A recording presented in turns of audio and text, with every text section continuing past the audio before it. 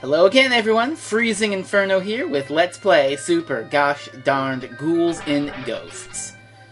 We're on Stage 2, the Ship Graveyard, and we start with one of the most annoying enemies in this game. Right away. The Ghosts. They infinitely spawn from these will-o-wisps. 3 at a time, though, and then they just home in at you, wherever you are. So the solution to beating these things is to just keep moving.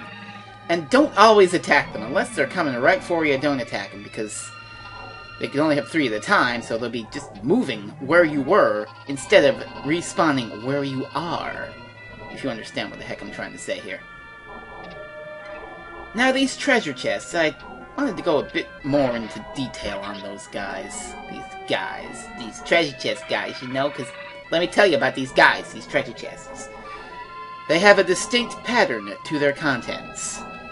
And learning that distinct pattern is what will help you beat Super Gosh Darned Ghouls and Ghosts. So let's say that you have the standard steel armor, you're just starting fresh.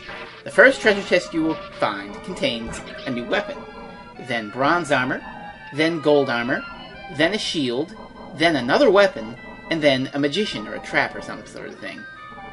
So basically what this means is, start off every level, if you have the steel armor, start off, get 4 treasure chests, and then if you have a weapon you're satisfied with, stop getting treasure chests, because it's just going to be either weapons you don't need or traps that'll screw you over.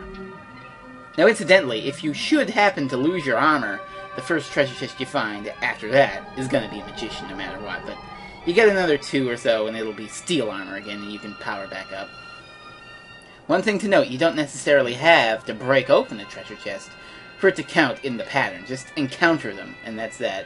Even if you don't open it, the game still counts as, oh, this treasure chest contains a weapon. Time to move on to the next one. And a lot of these treasure chests are hidden very well, so hopefully if you're watching this and you're trying to play Super Gosh Darned Ghouls and Ghosts, you're sort of learning where the treasures are, like, oh, and how to spawn them. Some of them are quite tricky. You gotta make these weird leaps of faith off of platforms and then double jump right back. Now for this part with this stupid auto-scroll, see, not getting those treasure chests because I don't need it. Generally, you don't need to get treasure chests when you're fully powered up here with the gold armor and this big shield. You don't need to get them until later in the game.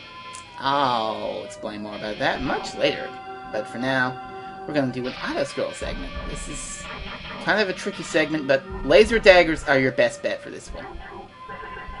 Because God love the homing bow, but it doesn't really do that much damage.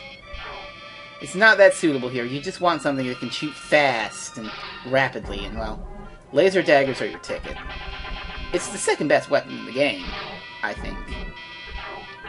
I still love the bow because it just has so many other uses, even if against certain bosses and enemies it's not ideal. And that was very, very close.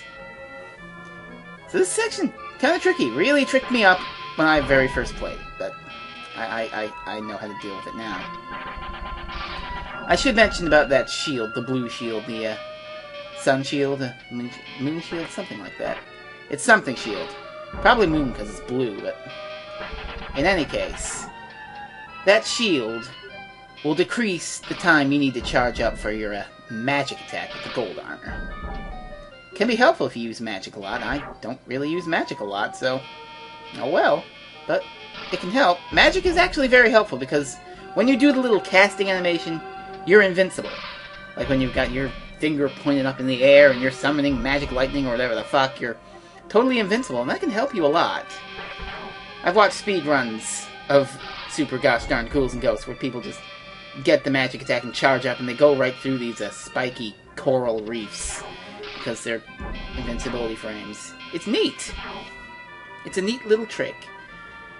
And you need to use every neat little trick you can to beat this game because it's a doozy of a video game right here. I think that's all the things I need to explain, really. I've got all my bases covered. I believe. I may be incorrect, but we're done this auto-scroll section. It really takes quite a long time. A bit too long for my tastes. But now we're coming up on our boss. And he's a very large barnacle-type creature. I don't like him.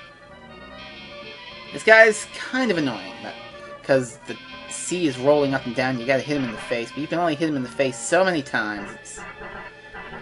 The daggers are way better than the bow here, because you can just sort of rapid fire him in the face, and then he fires these things, and oh no, that's not good. Wanted to finish the stage with my gold armor. Well, now things have become oh, never mind. I won. Alright, you'll see the pattern next time.